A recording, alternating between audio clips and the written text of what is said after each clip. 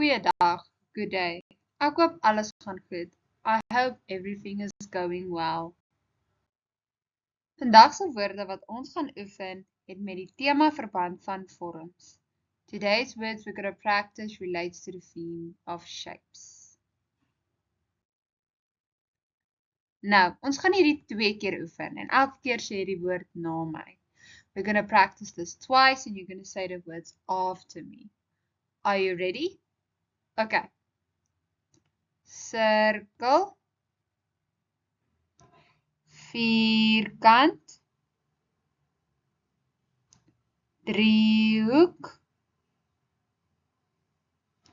hart, ster, oval, reghoek, diamant. Baie mooi, well done. We're going to do it one more time. Are you ready? Okay.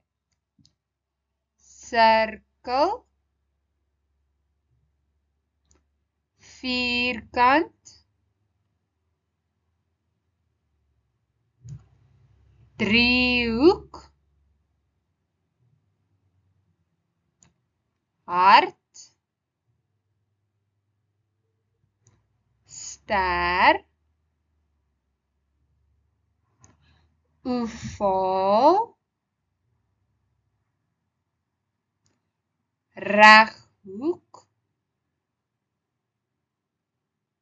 diamant,